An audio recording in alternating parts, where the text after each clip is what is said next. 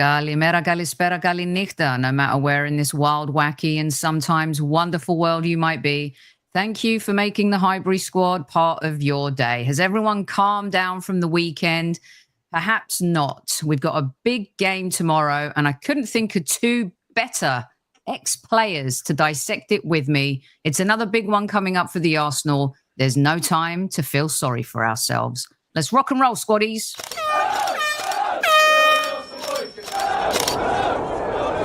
Mind the gap between the train and the platform. Please stand clear of the discussion doors. The next stop is Highbury Squad.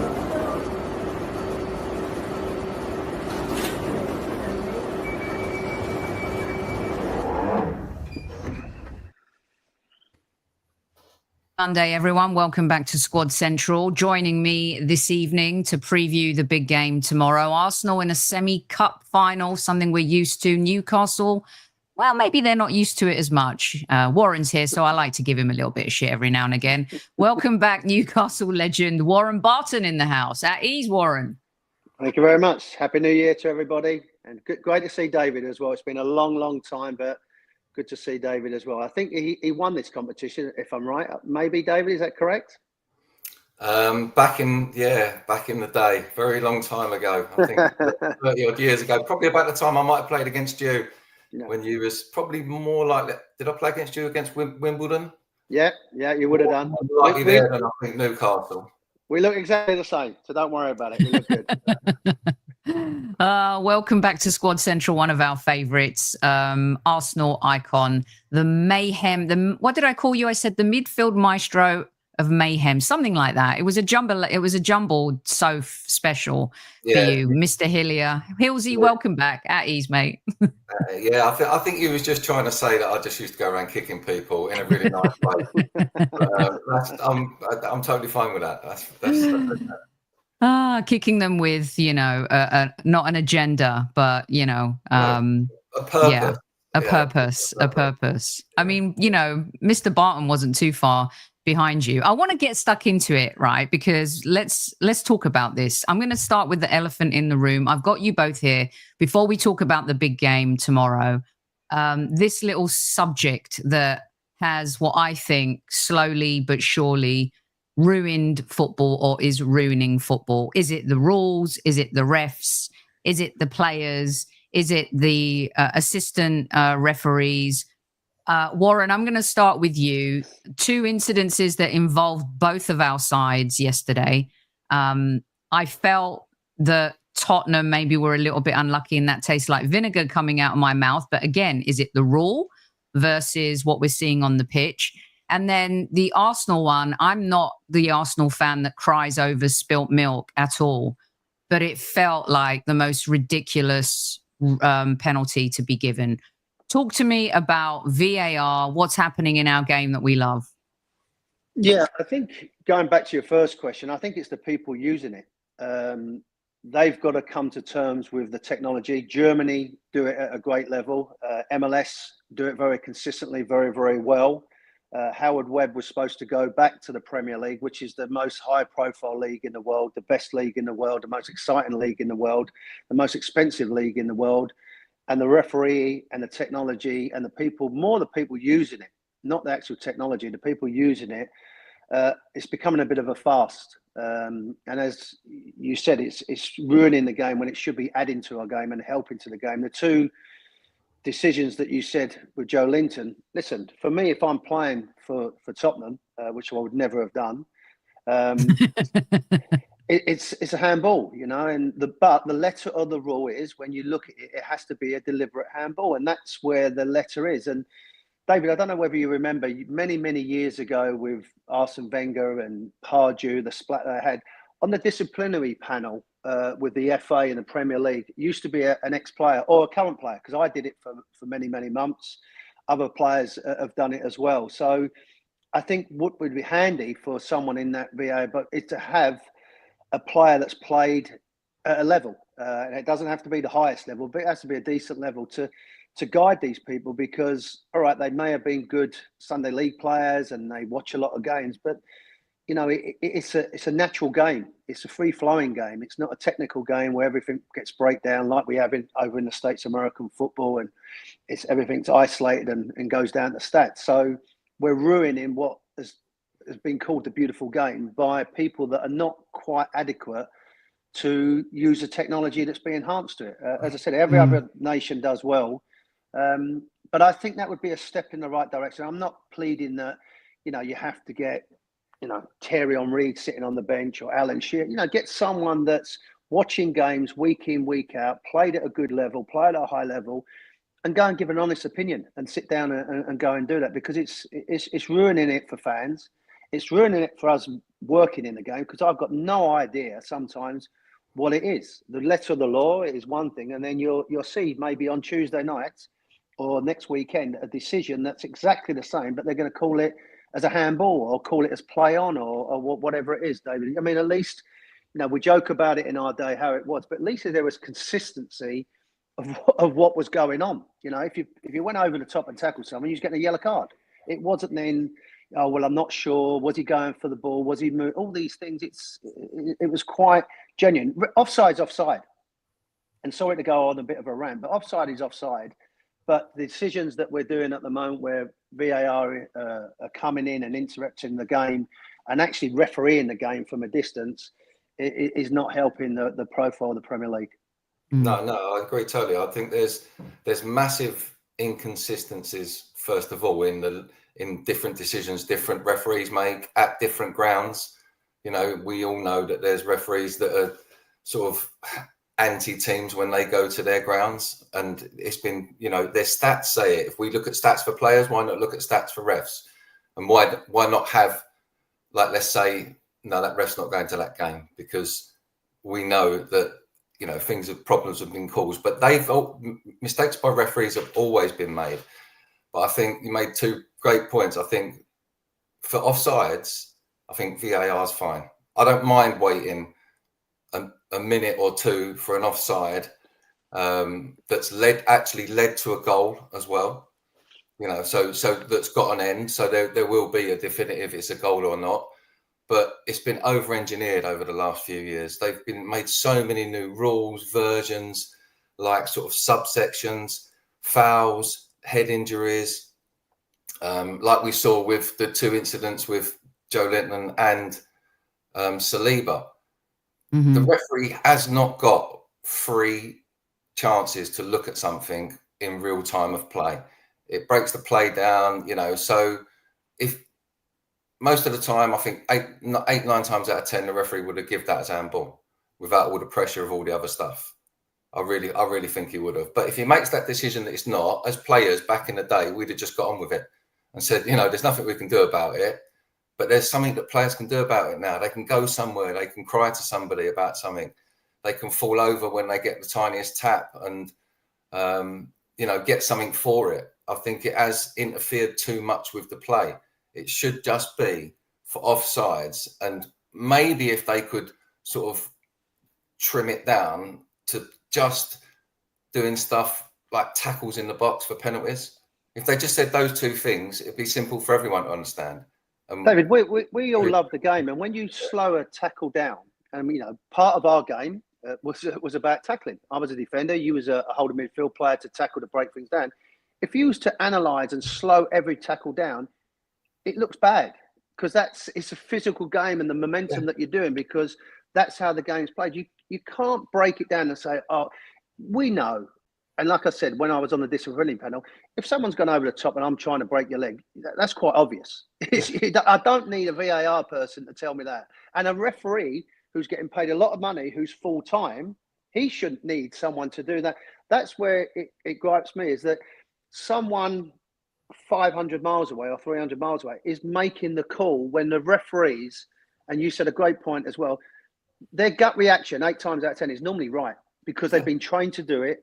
They're in the right position. They're fit to do it, etc., etc., etc. So let them have some rules.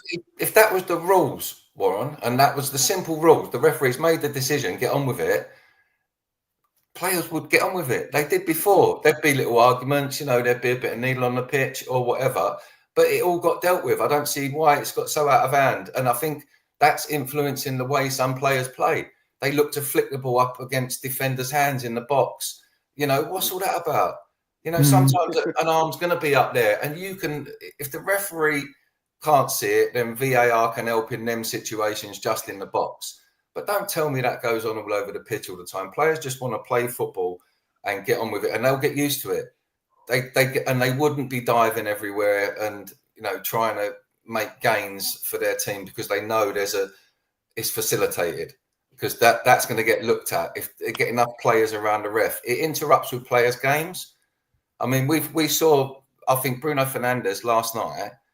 I think that's one of the first times I've never seen him argue with a referee the whole game about anything involved in anything stupid, and he had a fantastic game because he was just playing football and he just got on with it, almost old school. Some of the challenges, but it was going for him. The game was, you know, he was confident and all of that. I get all that. He was having a good game, enjoying football like he should. And I don't think we get that. It's not fair because the rules facilitate other play. Yeah, I think Arsenal, we were talking about how some of the fans, you know, we've let it get under our skin this season. And we were doing a show about 3 or 4 weeks ago saying, we hope that doesn't spill over to the players. It seems like our players are allowing it to get under their skin. We've had stupid red cards. You know, Timber missing out against Brighton because of the 5 yellows. It just seems, you know, Mikel Arteta in his post press conference, the way he spoke about it, fine. But Thomas Partey coming out and saying we were sad. I'm not sure if I want to hear them saying sad. It's like, I just think at some point you also have to move. It's not a great situation at all. But I think the players might be taking on the mentality of the fans a little bit. Would you think that's fair or foul? I don't think you want to start feeling sorry for yourself because decisions are not going your way. Because any of us that have played football since we was 7 years old, up until we was, you know, whatever, till we could. Some of us played into our 40s and that, and just because we loved football. I mean, everybody accepts that, you know, things are not going to go your way. But I don't think you can ever. You was always drilled. You've got to get over it as quick as you can because that's time you're wasting. Don't waste time on it. But I'll go back to the point that I think that players now are given that option to feel sorry or feel sad about it because it's documented. I mean, if I'd have watched that Saliba incident real time 100 times, I'd have said, do you know what? I can see why the referee gave it. You know, he caught him in the air. He was a little bit late. And if that is a foul outside the box, it's a foul inside the box. And I'd have took it. But show me 3 replays from 3 different sides. And then when it flicks off of someone's head, oh, no, I don't know now. Maybe, you know, my opinion's changed. Oh, I've been hard done by. My team's been hard done by. I just don't think it's healthy, some of it. Like you said. Well, the game doesn't happen in slow motion either. Excuse me, does it, Warren? And tomorrow night we're going to see. It did when I played. Oh, that's epic. You try and chase Henri up the wing. You look slow motion then. I love that. They're going to see a little bit of an Americanization, dare I say it, where the referee is going to be mic'd up and he will I'm sure it's happening in Squaddies, correct me if I'm wrong. I'm pretty sure it's happening in the League Cup semi-finals, which is going to be really interesting. However, Warren, what do you think about that? How do you think fans in England will feel? Because a lot of the complaints are we don't know what's happening in the stadium. Not every stadium has big screens. I think the way it works in sports, as you mentioned, MLS, people can say what they want about MLS, but let me tell you, it's efficient. It moves quickly. Most of the time, like they've got it bang on. And MLS, I think, is one of the leagues that is the most forward thinking when it comes to being open to rules, etc., etc. Warren, real quick, what are your thoughts on something like that? Because you commentate on the game here and you've been here a long time in the States. Yeah, when I was, we had our meeting at the beginning of the season with MLS, and the referees actually had training to do that because, and I know what the English humour's like. If a referee gets it wrong and the crowd will start cheering. It's a little bit different in America because, you know, they're used to referees turning their mics up, giving the audience the information. As long as they're trained again and can work it out how to press their mic on and do it at the right time, I think it's a step in the right direction. we need to know what's going on. Do we need a referee to be mic'd up and to say it? Again, it can be quite easily done on the scoreboard, or it can be done by an out. I'm not opposed to it, as long as they don't cock it up and make a fool of themselves. Because I wouldn't want to do it in front of 40,000 people. But again, we're going where, yes, we need to have the information, but again, are we asking too much for a referee rather than just, like David said, just referee a game? I really don't want to hear your opinion. The best referees I've ever seen. We lost your sound, Warren. We lost Warren. We can't hear you. Can you hear him, Dave? Or is it me? No, I can't hear him either. Yeah. I missed the British There you humour. go. British humour. Sorry, my friend. That's sorry. okay. I just That's missed okay. the British humour. So I'm interested to see what might happen. So hopefully you heard. I'm for it, but I'll be quite intrigued to see what's going on. Yeah. They're not used to it either. They may get hot mic'd. You never know. It could get Don't ugly. Don't leave it on. Don't leave it on. All right, let's talk about here's our second point that I want to get you ex-players on here. I've been saying for the whole of December, the title doesn't end in December. I don't know why I came off that Brighton game feeling really despondent for the first time this season. A part of me just thinks that it's not going to be easy, and less so because of, Liverpool dropping points. It's about us and what we're doing. And I'd love the outsider-insider perspective from Warren as well on the Arsenal. But Dave, you look at the points, we're close, but to what we did last season at this point, but you look at the difference, the point that we're in fourth place as well, but we were close points-wise. Everything was a little bit tighter. Liverpool have been amazing. They haven't overcome their adversity yet. They haven't really had adversity. They've had a little luck go their way as well. We've had lots of injuries. We've, I think, been stupid at times. We haven't been sensible in how we manage the game as players. I think Mikel has mostly done a good job in game management. At the same time, maybe not changing things and being adaptable. How is he managing an adversity? Is the title race over? Wow, that's 10 complaints you've just made against Arsenal. Touchdown. Got them all out in one go. You've done well, yeah, fair play. Well, you players tell me then. I think first of all, is the title race over? It's never over, is it? I think you can sort of tell maybe 7 games to go. If they was 6 points in front with a game in hand, I'd say it's going to be difficult, especially if they was playing at the level they're playing at. This is if we're talking Liverpool are even going to be there. They might crash and burn. You never know. Hopefully, fingers crossed. But I think from Arsenal's point of view, I just think the consistency hasn't been there. Little drop points, like you said, the draw at Everton, the draw at Brighton. We've had opportunities in all them games to tidy them up and get wins. And that would just put us just behind. And that would be, I think, a fair reflection on where the two teams are.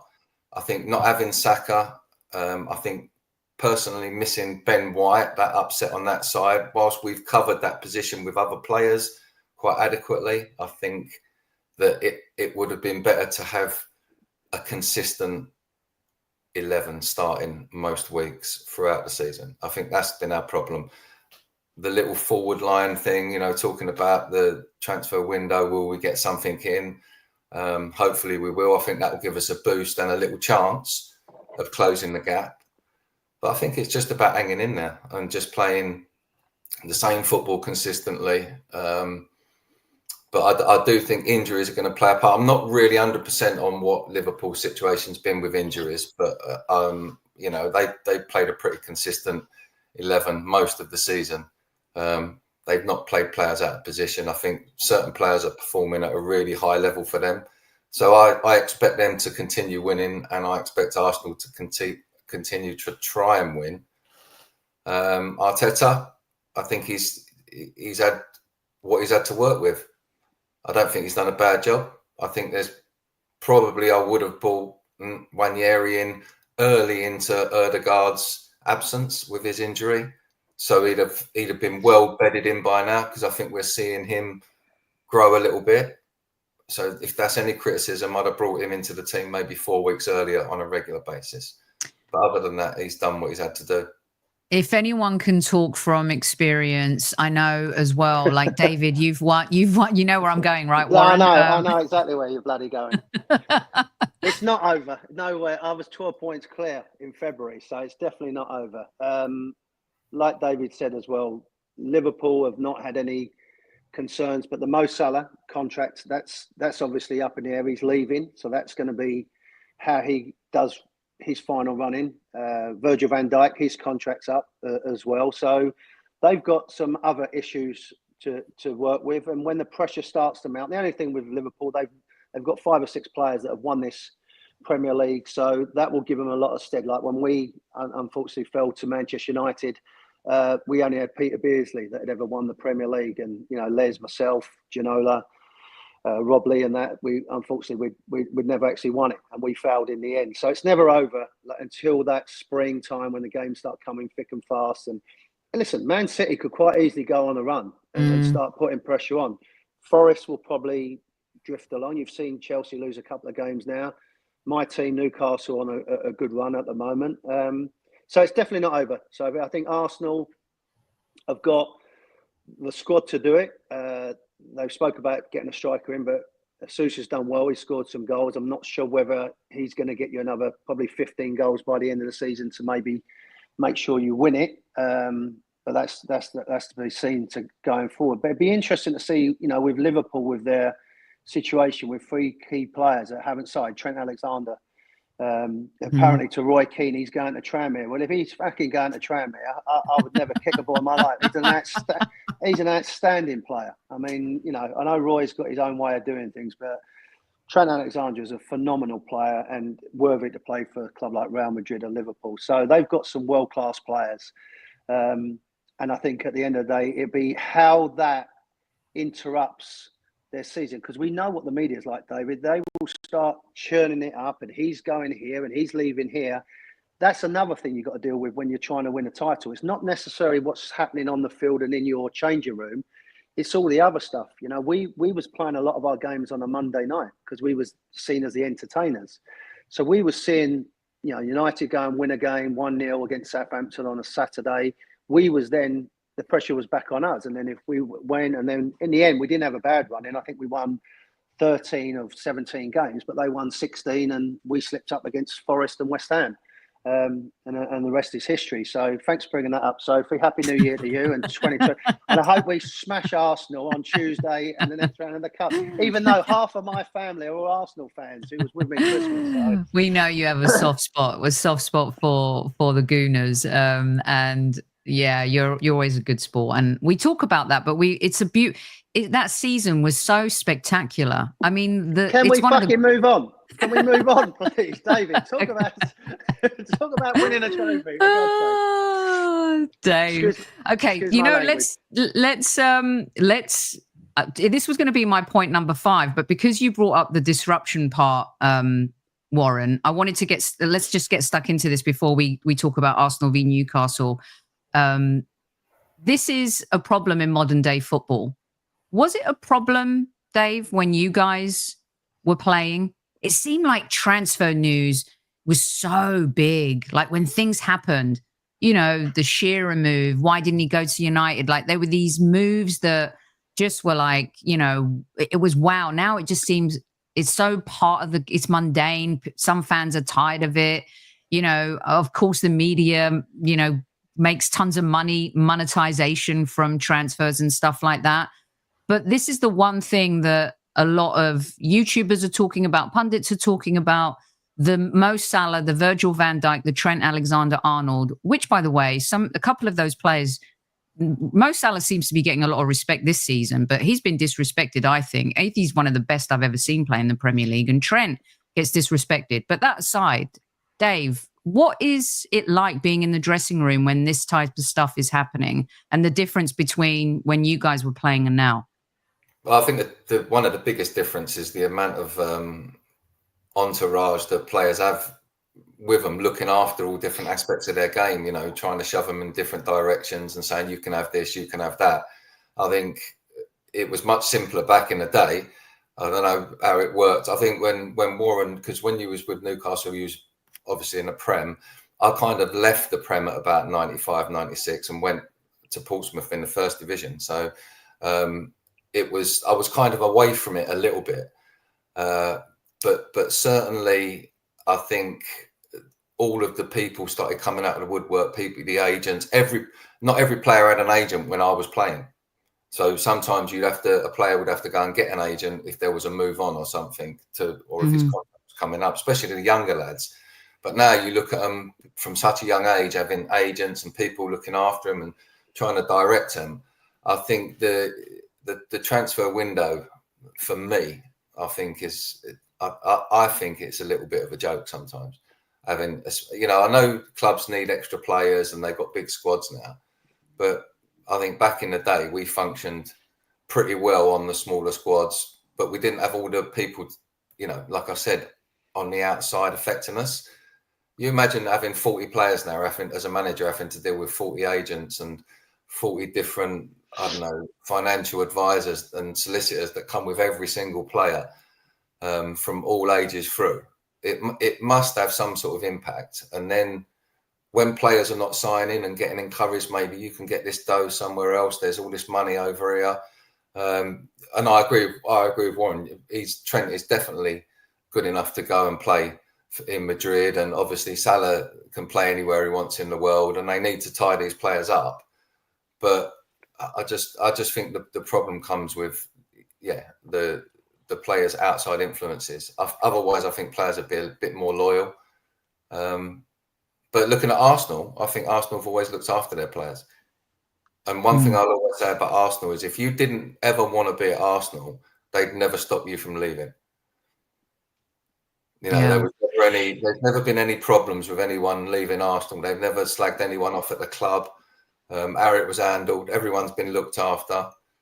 But David, can I ask you a question as well about until Ashley Cole and Robin van Persie? Sorry, go on, Warren. No, you must have been there when they let Terry go because they wasn't going to give him a longer contract, and Patrick Vieira, David Dean, and it had come out. So I don't know whether it's true, but obviously you might know, is when Arsene Wenger, if he was over 30, he wasn't going to give you a longer contract.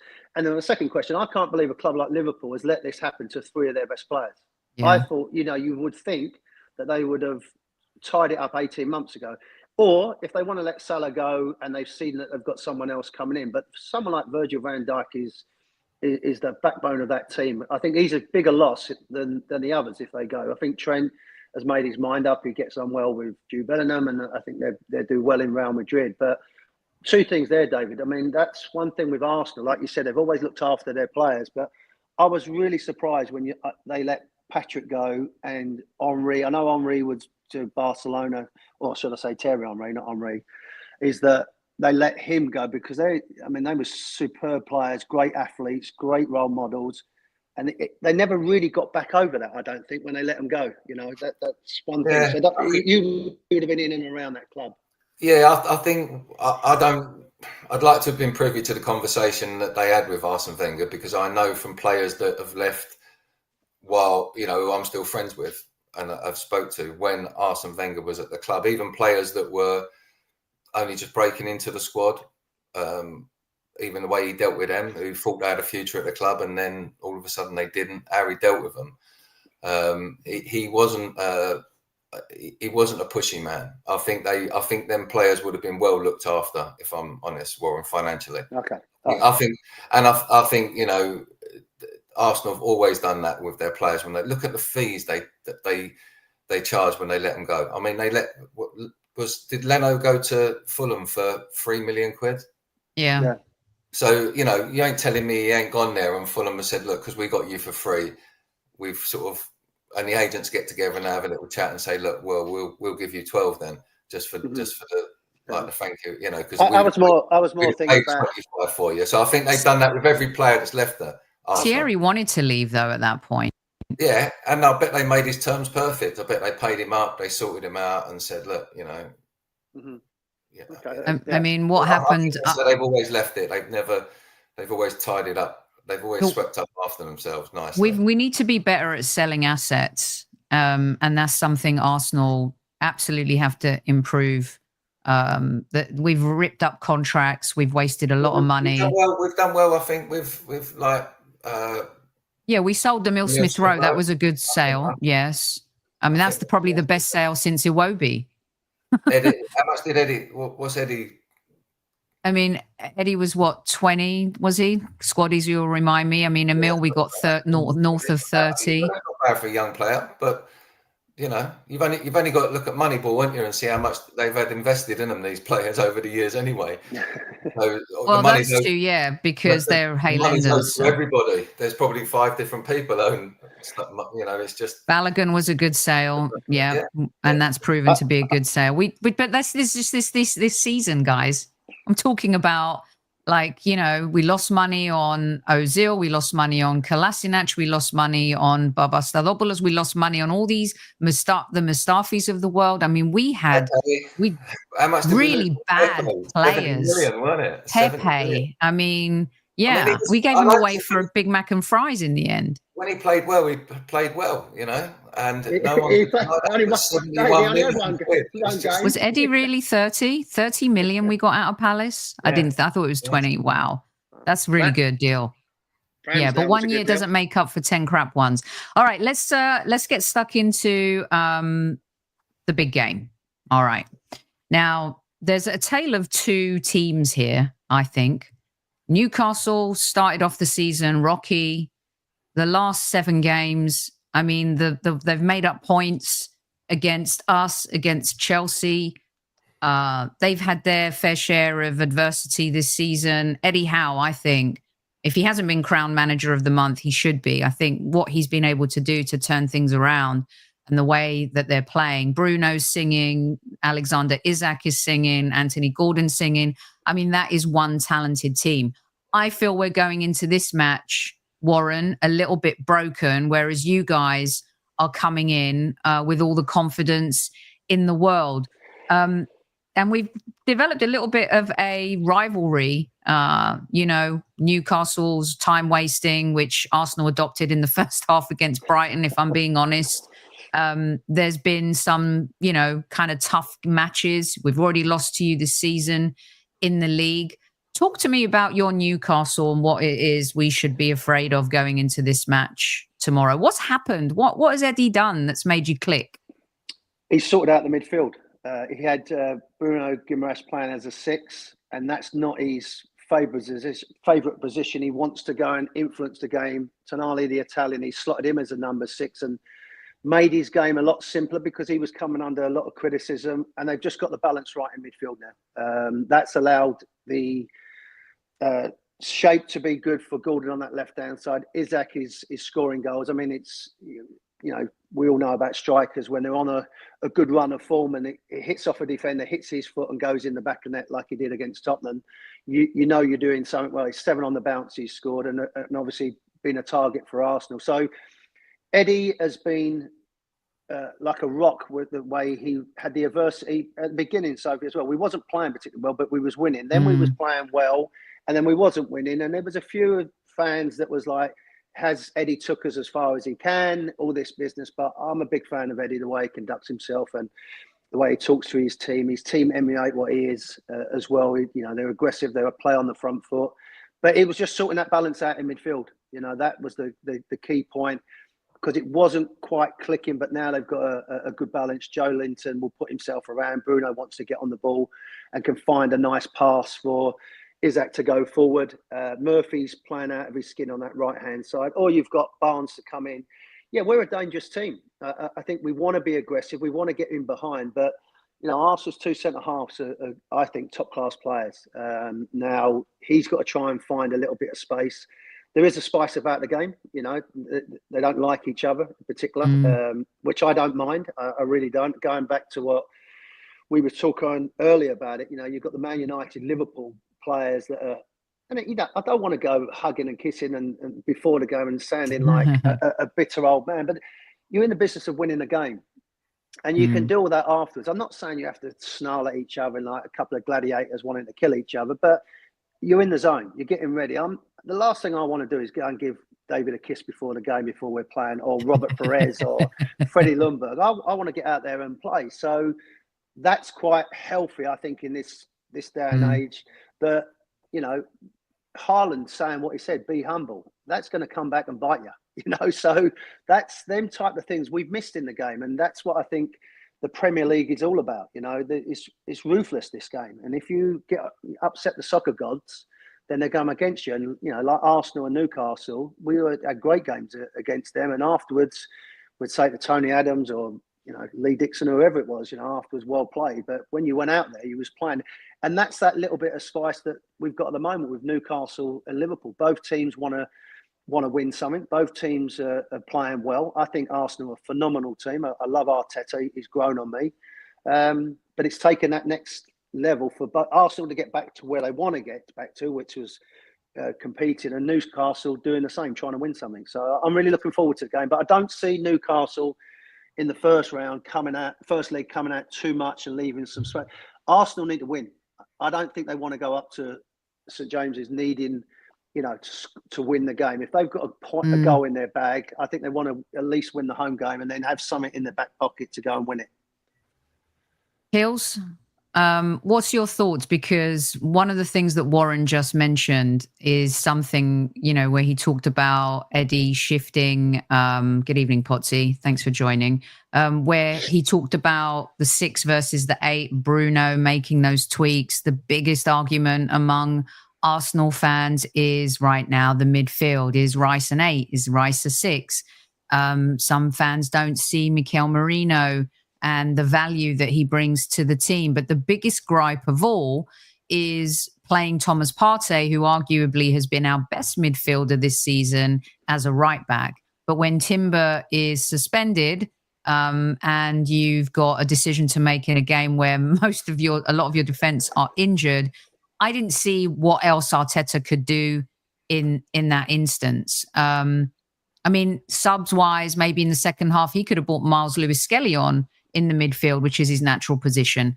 Talk me through this, because I think our midfield on paper, right, I always thought it was better than Newcastle's, but form-wise, confidence-wise right now, that Newcastle midfield, the engine of everything. You don't play on paper, so if you don't play on paper. Dave, talk to me about that battle, because I think that's where the game's going to be won and lost. I think, first of all, Eddie Howe has always had the ability as a manager to look at what he's got and use it to its best ability and put runs together. So every club he's been at to do that, and I think he's done it at Newcastle already, didn't he? When he first came and he turned things around a little bit, and he got them ship shape and all of that with what he had. It weren't his choice, some of it, but he worked with it. So he's always been able to compile a team, and if you've got a team who are playing well with each other, consistently playing with each other, and, you know, the same sort of shape, the same sort of patterns, maybe the game plan will change. Maybe you'll get more men behind the ball against certain teams, like I think Newcastle will probably do away to us in the first leg. I think it will be a case of, if we can get away with this without losing the game, we've got a really good advantage, because we're going to play our best team in both games. Arsenal might feel, if they don't get a win tomorrow night, is it worth putting so much effort into the second leg? There's a lot of games, I think 5 games in the next 22 days for Arsenal. So there's a lot of games to think about for the team. But what I think, how can I put it? What I think Arteta needs to do with the team is not rotate the players too much. I don't think it helps the team. Yes, Thomas Partey can play well at right back, but like you just said, is he our best midfielder? Why is Declan Rice playing forward some games, and when he plays with Merino or when he plays with Partey, it's like sometimes he has his best game when he sits just in front of the back 4. We can see it. We get all these different variations, but I think when you want to create a side that's consistently really good and performing high, you keep them in the same positions. Our best run this season was when he didn't have to tinker with anything. And I think 6 or 7 games in a row, we played with exactly the same system. Everybody in the right place. You know, Partey next to Declan Rice in the midfield, didn't mess around with Mourinho or bringing Jorginho on for 5 minutes or 10 minutes. And I just think it interferes with things. Sometimes keep to your best team. And I think that's what Eddie's done with Newcastle at the moment. I think he's got consistency, high levels of performance. He's got our new centre forward playing really well. Hopefully he comes in January at that level. That would be really nice, just to finish things off, because I think it would be, you can't afford him. You can't afford him. It would be really good for his progression and his career to go to a bigger club. I'm going to start a GoFundMe, but Warren Barton. But yeah, I just think, again, too many options in the game. And I think everybody gets involved in it. And it's like all the stats. So, do you know what? I heard there was an XG for shots that are blocked. I had a conniption about this at the weekend. I had a total conniption. I have an XG for shots that are going to... I'm expecting Norwich to block 23 shots in their next game, or and their XG is -20. I'm like, I don't get, what is this all about? It's just, honestly, when I hear XG, I feel like sticking needles in my eyes. I can't take it. Literally, I just sometimes want to go back. So if our one was XG of being crap. It's about 7 or 8 a season. Honestly, different variations. Oh my God, it's crazy. Like I said, I just think with Arteta, I think he's just maybe moving things around a little bit too much. But he's had things to deal with. Ødegaard missing, and now Saka missing. So, this was the last point that I wanted to bring up, was the managers and the assets that they have, the players that they have to hand. And Warren, Dave mentions, and it's true, he's got one eye on a Champions League game coming up. He's got one eye on another semi-final against, Manchester United, who, let's be fair to them, they showed up big time against Liverpool yesterday. Do you think Eddie's going to rotate a lot? What can we expect? You going for the jugular here? You want that trophy, right? Yeah, we are desperate to win something. And I think Arteta should be desperate to win something as well. He can't keep hoping and banking on a Champions League or winning the title. He's got to get a trophy sooner rather than later. The players that he's got, the squad that he's got.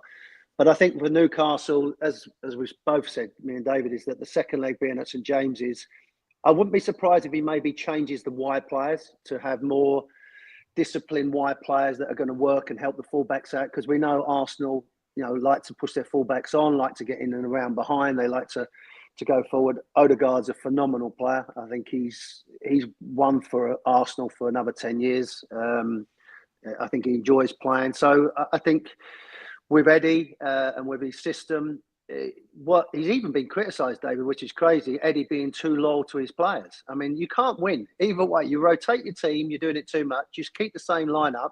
You're not using your squad well enough. But Eddie's been strong enough as a coach and been successful to do that. And I think Willock in midfield could come in to give someone a bit of a rest. And it's great that we're talking about good players like that to come in and help the team out. So I don't see Sophie going all guns blazing to try and beat Arsenal. I think if we can nick one on the counter-attack, I don't think we're going to defend and sit low block and be like an Ipswich, but we'll wait for the right opportunity. And if it starts getting a bit nervy after 30, 35 minutes, and then we can break away and maybe get one on the counter-attack, great. Or, we'll have to see how Arsenal do with set pieces now, because that's something that was highlighted early part of the season.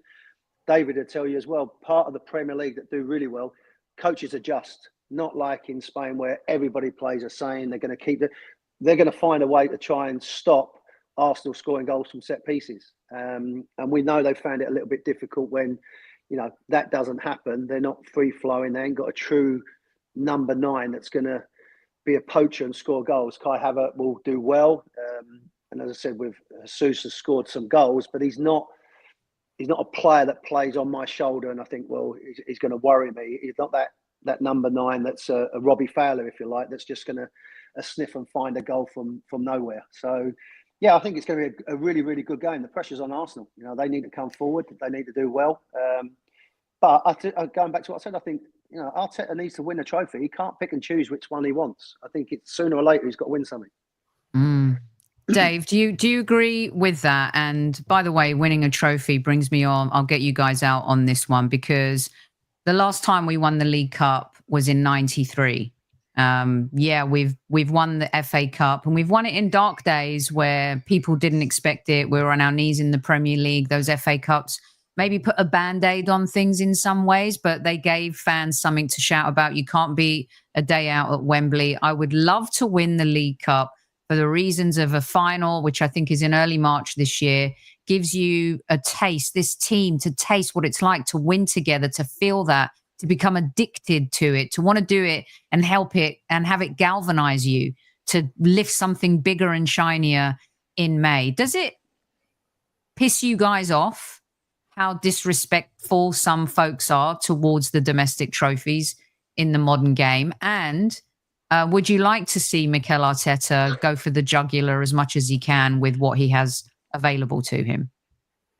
Well, first of all, I'd like to point out that Arsenal have won trophies under Arteta. He won an FA Cup and charity. Oh yeah, sorry. Sorry. Come on, don't charity shield it. You're being sarcastic, right? Yeah, I can't believe that. Yeah, of course I'm just being checking. sarcastic. Yeah, I mean, if you're going to take one cup not too seriously, it's the Community Shield, because obviously time of year it is, and it's just commemoration of the things that went on the season before. But I think in the last couple of years there's been a lot more investment with the TV and interest in the League Cup. So I think managers have been more encouraged to see it as a decent sort of second best to maybe not get in Europe. It appeases the fans a little bit. If maybe you're expected to finish in the top 5, you don't get in it, you finish 8th. It is a definite big thing to win. You get all the, especially if you're a big club and you expect trophies and you want to take 50,000 people to Wembley that year to give them a treat, your fans. And Newcastle, I know, would love to do that. The Geordies would love to swarm London and get to Wembley. It's the whole package. It's a day out thing. It isn't. So it's been made to become that. I think even back in the day, it was always seen as a lesser cup. But I think it's important for those managers who are going to finish in that little bracket where they don't really get Europe. There's no security for their contract the following seasons. It's good for the club. When West Ham won in Europe, I think just done masses for that club at that time and carried them through another season or so. Obviously, it didn't help Moisey out in the end. Yeah, you got to say. It's just the most ridiculous decision in the Premier League this year or last year. I can't believe it happened. But we don't know the politics behind that. But that's my opinion on it. I'm not. Yeah. So let me tell you, right? 3 FA Cup finals lost. Charity Shield lost. 2 Premier League titles lost. So I think we'd want to win something. Do you know what I mean? So we haven't been there for a long time. We got to a final a couple of years ago, and David's right, when the Geordies took over, 15,000 took over at Trafalgar Square down there. It means so much for them people up there to win something. It's been since 1960 odd with Bobby Moncur. So, we're desperate to get some silver. Eddie knows that. So it means that little bit more for us. And as someone that's been close and always a bloody bridesmaid, I'd love to see him to win it and go forward. And, Mourinho did it when he first took over Chelsea. Pep did it. It's a trophy that can give you winning's a habit and coming fucking second best is a habit. So, they will want to go and win it. And I think that's something for the players to enjoy and, for the fans to go and enjoy that. And you can only look at the 4 teams that are in the semi-final. Spurs are desperate for silverware. Hopefully they won't get there. We're desperate for it, and if it's not us, I want Arsenal to do it. But Liverpool are there as well. So you've got teams that are desperate, like David said. Managers are under pressure. You've got to win something. Whether that's a League Cup or whether it's the Champions League. Yeah, I think. Sorry, Ron. I think the point as well. What I was trying to make by saying that there's maybe a little bit of difference with Arsenal in this, and what team do they put out in the second leg if they don't get a result in the first? I think Arteta, God forbid I'm going to say this, and I hope that you don't judge me by it, but he could well be thinking of it as something that's going to maybe interfere with the season for him. No, I believe that. I believe that. You might see it as a lesser kind of, just a lesser cup. He's got bigger targets. He's still in the FA Cup, and obviously we've got Europe, and we're not in a bad position in the Champions League. So it looks, we're going to go through to the next round, and hopefully we'll progress in that. So I just wonder whether managers look at it differently. Like you said, Eddie knows what the expectation is of the fans, not having won a bit of silverware for so long. But does Arteta think, I'm just not going to bow to the pressure of people making me I want to play? No, I think you're absolutely right. He's second in the league at the moment, chasing 6 points off of a team that are running away with it. So I need all my guns on my belt. So maybe they look at it a bit different, and that could, even players playing could look at it a bit different. So that all looks good for Newcastle if Arsenal do, if they do look at it like that, because like at the moment, playing really well, confident. Like I said, got our centre forward warming up nicely for us. This is why I totally agree with you, because I don't think Mikel faces as much pressure as other managers do. I think it's very comfortable for him at Arsenal. Of course, he's under pressure. But they've, from my conversations, they desperately want the Premier League or the Champions League. Yeah. And that's made the cultural philosophy of the club. But for me, any manager that finishes in the top 4 can pretty much be safe for the next season, unless he just has such a calamitous start and loses like 7 in a row, don't look like coming back. Kind of a bit like Man U have, in thinking about it. But I think those top managers are pretty much safe if they get any sort of Champions League or, that sort of status. I think it just makes it a bit easier. You get better quality players. We've already seen higher interest in Arsenal from the higher level players in the last couple of seasons since we've been in Europe. So there's a good reason Arteta's, pretty safe. Yeah. I think it could. Yeah, his decision. I totally agree. And thanks, Ian. I wasn't sure, and I didn't want to say, but Bruno G not playing tomorrow, which is which could be huge. You two have been absolutely fabulous. Warren, what are you up to? What's happening these days? Are you just still doing my media work, Sophie, for Fox. Lovely. Do a bit of coaching as well, MLS. So all good. Oh, David, it's been a pleasure seeing you, David, and you, Sophie. Happy New Year. Definitely. 2025 hopefully is a good one. We hope so. Always we certainly hope so. Yeah. Always. You ain't too old. I mean, you're not looking too bad. You are a little bit older than me, and I've got to say it shows.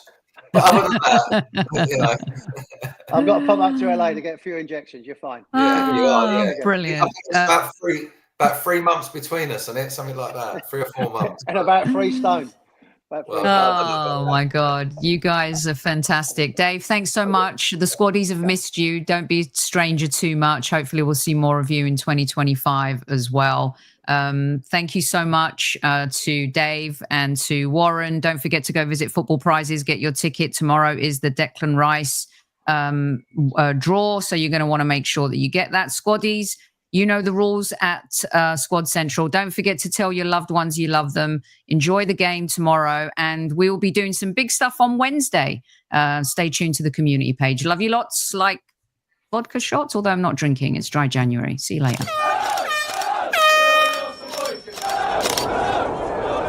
Mind the gap between the train and the platform.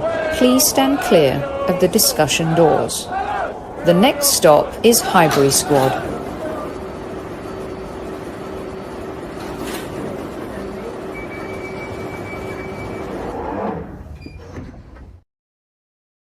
Saw lots of talk about the coin in live chat. And let me tell you, Wednesday, we are making a final decision. And Carol, your XG joke, absolute gold comment of the day. So please tune in on Wednesday, where Newman will discover his fate and I'm going to put out a poll, and you guys will be the decision makers. Until then, squaddies, at ease. Love